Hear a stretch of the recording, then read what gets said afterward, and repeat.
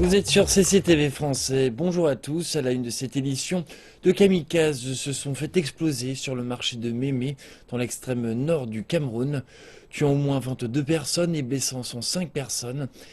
Les responsables locaux ont indiqué que les deux jeunes femmes se sont fait passer pour des vendeuses. Les autorités soupçonnent la secte islamiste d'avoir ordonné ces attentats en représailles à l'opération menée par l'armée camerounaise la semaine dernière, qui s'est conclue par la mort de 162 militants et l'arrestation de près de 100 terroristes. Selon les Nations Unies et Amnesty International, en 6 ans, l'insurrection de la nébuleuse terroriste a causé la mort de plus de 20 000 personnes et fait 2,8 millions de déplacés dans la région. La police ougandaise a arrêté l'un des candidats à la présidentielle, le docteur Kizza Besigye, quelques heures après le scrutin. Besigye a été interpellé au siège de son parti à Kampala, alors qu'il était sur le point de tenir une conférence de presse. Des gaz lacrymogènes ont été tirés à Kampala pour le second jour d'affilée. La police et l'armée ont fermé une grande artère alors que la police procédait à l'arrestation du dirigeant de l'opposition, Kizza Besigye, aux côtés du président de son parti, Mugisha Muntu, un ancien commandant de l'armée ougandaise. Les deux hommes avaient prévu de tenir une conférence de presse au siège du parti du Forum pour le changement démocratique ou FDC à Kampala. Il s'agit de la deuxième interpellation du leader de l'opposition depuis que les Ougandais ont commencé à voter. Voici la principale autoroute menant au plus grand aéroport d'Ouganda, Entebbe. Elle a été bloquée pendant plusieurs heures alors que la police était engagée dans des affrontements avec les partisans du candidat à la présidentielle, Kizza Besigye. Certaines personnes ont été blessées par des tirs à balles réelles et des gaz lacrymogènes. De nombreuses personnes ont également été arrêtées. Mais la police a nié avoir procédé à l'arrestation des leaders de l'opposition. Les autorités ont déclaré les avoir brièvement emmenés pour les interroger après que les rapports des renseignements ont indiqué que Besigye prévoyait d'enfreindre la loi. Nous avons annoncé au public qu'en cas de violence, la police agirait afin d'assurer l'ordre public. Nous répétons la même information. La police ne restera pas les bras croisés et ne laissera pas notre pays sombrer dans le chaos. Jeudi, le président Museveni a averti que les forces de sécurité du pays agiraient contre toute personne visant à menacer la paix en Ouganda. L'ambassade américaine à Kampala a également averti ses ressortissants de ne pas sortir dans les rues de la capitale. Le Burundi aujourd'hui est en proie à la violence, le désespoir et la peur. La crise a pu commencer ici avec les ambitions présidentielles, mais il existe des signes présageant ce qui pourrait survenir. Des ingérences venant de l'étranger, d'autres composantes ethniques qui s'ajouteront au bain de sang, des avertissements d'une possible guerre civile, voire même un génocide. Tout de suite, plus de détails.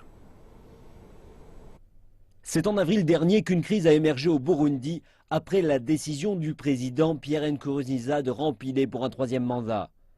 Plus de 400 personnes ont perdu la vie dans ces violences et certains avancent que le bilan est certainement bien supérieur. Près de 250 000 personnes ont fui le pays.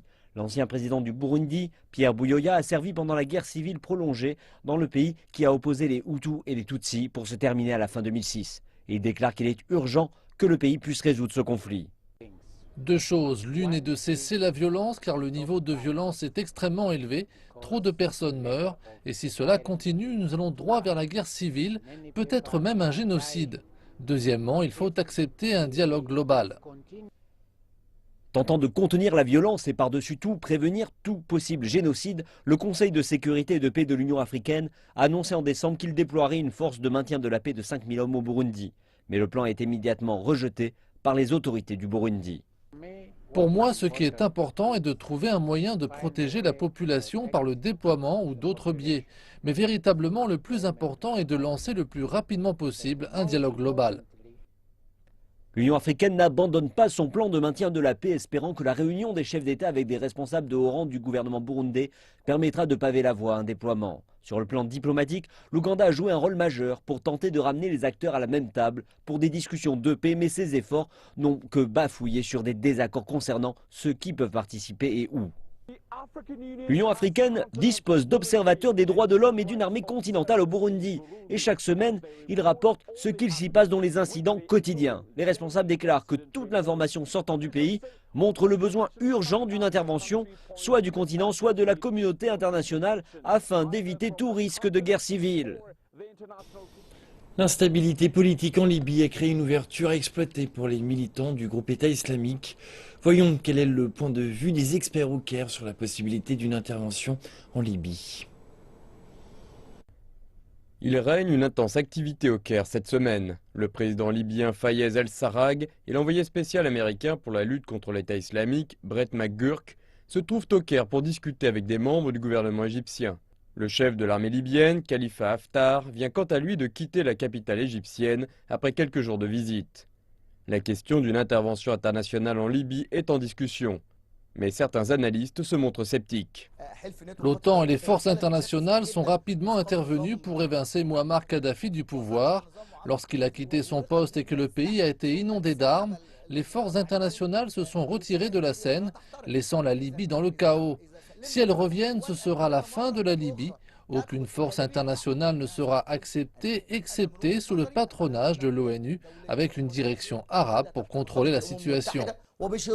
Alors que les forces de la coalition intensifient leurs attaques en Syrie et en Irak, la Libye est devenue un nouveau refuge pour les membres du groupe État islamique.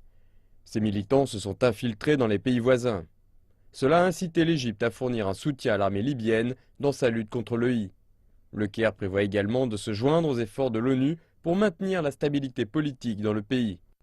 L'Égypte, avec son siège au Conseil de sécurité de l'ONU, doit convaincre la communauté internationale de soutenir le gouvernement libyen, réarmer et unir l'armée libyenne afin qu'elle puisse mener des opérations militaires sur le terrain contre les terroristes en s'appuyant sur l'expertise et les services de renseignement égyptiens. De cette manière, la victoire pourra être atteinte et la paix sera restaurée dans le pays. La situation en Libye se détériore de jour en jour. Bien qu'une action rapide soit nécessaire, de nombreux experts estiment ici que la solution devrait venir des pays arabes et non pas des pays étrangers. Tournons-nous à présent vers la région de la Corne de l'Afrique où des membres du Parlement somalien s'insurgent contre une directive présidentielle qui les oblige à se soumettre à des contrôles de sécurité à l'aéroport international Aden Adé de Mogadiscio. Cette annonce fait suite à une brèche de sécurité qui a causé l'explosion à bord du vol d'Alo il y a 3 semaines de cela. La sécurité à l'aéroport international de Mogadiscio a été renforcée après que le groupe militant Shebab, affilié à l'Al-Qaïda, a revendiqué la responsabilité de l'explosion à bord d'un A321 de la compagnie aérienne d'Alo le 2 février dernier. Les autorités somaliennes veulent que tout voyageur, inclus les députés, soit soumis à des contrôles de sécurité à l'aéroport. Cela a provoqué la colère des législateurs somaliens et a récemment fait l'objet de débats au Parlement. Les députés ont convoqué le ministre de la Sécurité nationale et exigé que leur immunité soit respectée. Nous ne voulons pas voir l'immunité du président, du Premier ministre, du président du Parlement, des députés, des ministres et des chefs d'état-major, de la police et des renseignements militaires violée, en les forçant à passer des contrôles de sécurité. L'immunité des députés fait partie de la Constitution. Tout membre des forces de sécurité qui conteste ce fait doit être puni. Tout ministre du gouvernement responsable de la présente directive doit être questionné au Parlement. Plusieurs députés disent qu'ils ont dû se soumettre à des contrôles aléatoires de sécurité alors qu'ils avaient prouvé être membres du Parlement. Maintenant, plus de 50 législateurs ont présenté une motion contre le président de la République, l'accusant de contourner la Constitution. Toutefois, concernant ces allégations, le ministère de la Sécurité nationale a pris ses distances. L'immunité des membres du Parlement et des ministres est expliquée clairement dans la Constitution. Nous mènerons une enquête sur la question. Mais permettez-moi de vous informer qu'aucune directive n'a été émise par le ministère de la Sécurité nationale de violer l'immunité des députés. Le resserrement des mesures de sécurité à l'aéroport inclut plus de troupes stationnées à l'aéroport, des chiens policiers qui vérifient les cargos et des machines à rayon X dernière génération. L'enquête sur l'attentat contre le vol d'Alo est en cours. Les personnes faisant l'objet de l'enquête sont les responsables de l'aéroport et de la sécurité, ainsi que la police, dans le but de déterminer comment une bombe a pu être introduite dans un vol commercial à Mogadiscio. L'Afrique du Sud continue de subir les pires sécheresses en 30 ans. Les fermiers peinent à s'approvisionner en eau et en nourriture pour le bétail qui meurt en masse. Heureusement, des organisations sont là pour essayer d'améliorer leur sort. Ce fourrage est destiné aux régions d'Afrique du Sud touchées par la sécheresse. Karl Weishuizen est l'un des milliers de Sud-Africains qui soutiennent une initiative communautaire appelée Hope Grass Project. Avec des amis et des voisins, Karl collecte des tonnes d'herbes coupées à envoyer aux fermiers. Faire une chose positive pour mon pays et pour mon peuple, et aider les fermiers qui souffrent et aider à sauver les bêtes. Au lieu de jeter l'herbe que vous coupez, donnez-la pour les animaux. Les Sud-Africains ordinaires répondent à la crise en établissant des points de collecte dans différentes zones urbaines. Ces tas d'herbes coupées seront compactés et distribués aux fermes les plus touchées. Ce que les gens peuvent faire, c'est déposer leur herbe le jour où elle a été coupée sur les sites prévus à cet effet. Elle sera reçue par nos employés et séchée sur ces emplacements. C'est l'un de nos plus grands sites à Pretoria. Nous traitons entre 5 et 8 tonnes d'herbes coupées par semaine. Ce n'est pas seulement le problème des fermiers, ce n'est pas le problème du département de l'agriculture du gouvernement. C'est quelque chose qui affecte chaque citoyen d'Afrique du Sud. Ce projet fournit aussi une plateforme où les Sud-Africains peuvent se réunir ou s'unir derrière nos fermiers et apporter leur contribution. La distribution d'herbes n'est qu'une mesure temporaire, mais pour Agri SA, c'est déjà quelque chose. Pour nous, c'est une expérience formidable, cette distribution de fourrage aux fermiers. Nous sommes allés dans le Free State la semaine dernière et avons donné ce que nous avons recueilli aux fermiers noirs et aux fermiers blancs, aux petites exploitations et aux grandes. Et c'est formidable de voir à quel point cela leur a redonné l'espoir. C'est l'un des secteurs les plus importants de la société. C'est de la production de nourriture qu'il s'agit.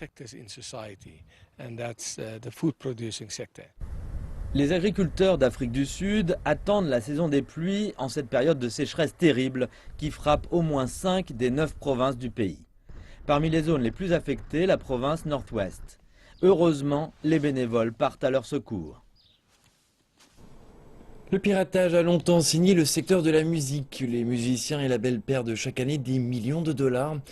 Mais cela n'est pas inéluctable selon un rapport zimbabwéen qui affirme qu'un nouveau canal de distribution permet d'éviter le piratage et de rendre leur dû aux artistes. Malgré son illégalité, le piratage de la musique est ici très répandu. Le secteur de la musique tente de promouvoir les contenus originaux, mais ne parvient pas à faire face à la piraterie.